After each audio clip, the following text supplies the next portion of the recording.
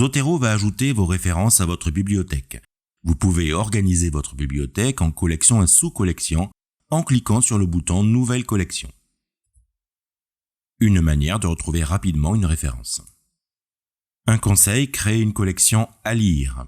Celle-ci servira de zone de dépôt provisoire avant d'ajouter votre document à une des collections que vous avez créées.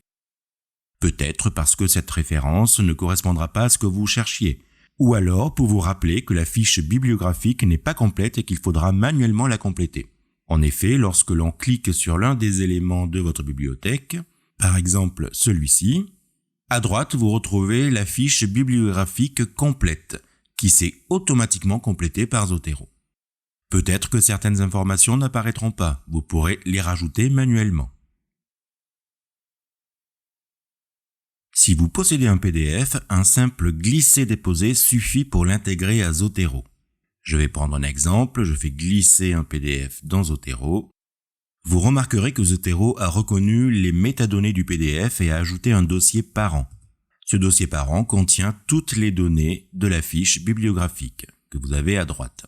Si j'insère maintenant un autre PDF, Zotero n'arrive pas à retrouver les métadonnées. Cela arrive parfois. On reconnaît cela parce que l'icône PDF reste bien visible ici. C'est à vous de créer la fiche bibliographique.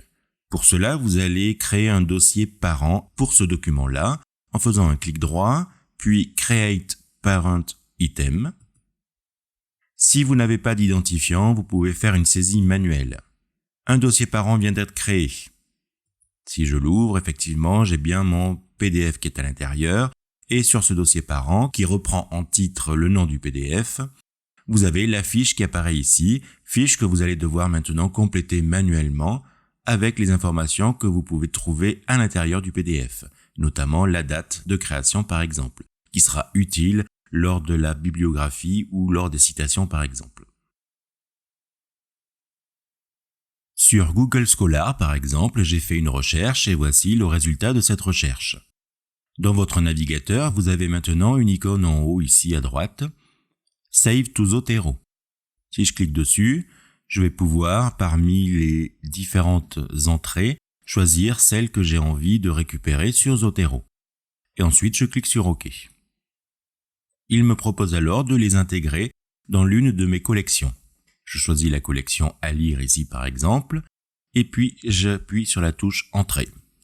Attention, il faut que Zotero soit ouvert pour que le lien puisse se faire directement. Si Zotero est fermé, vous aurez un message d'erreur. Ceci est la première méthode, mais les fiches bibliographiques peuvent parfois être incomplètes si l'on fait un référencement à partir du résultat des recherches. Le mieux, c'est d'aller directement sur le document et sur la page du document pour ensuite cliquer sur le bouton Save to Zotero, choisir la collection et appuyer sur Entrée. Dans Zotero, on voit bien que les éléments ont bien été récupérés et Zotero a automatiquement complété la fiche bibliographique. En plus de cela, il a récupéré le texte en PDF.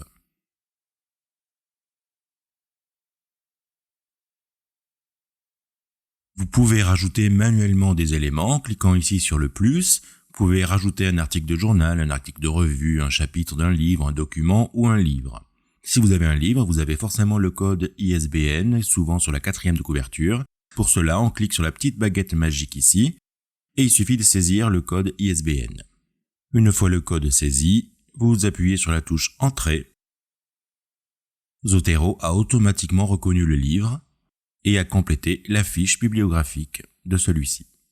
Si je suis sûr de ma référence et que je veux l'intégrer à une collection, je la fais glisser directement vers la collection que je désire. N'oubliez pas de supprimer maintenant la référence dans la collection à lire ici, en faisant un clic droit, retirer le document de la collection. Dans la collection TIS, on voit bien apparaître ma référence du livre Apprendre avec le numérique et sa fiche complète. Dans une prochaine vidéo, nous verrons comment insérer les citations et créer une bibliographie dans votre traitement de texte.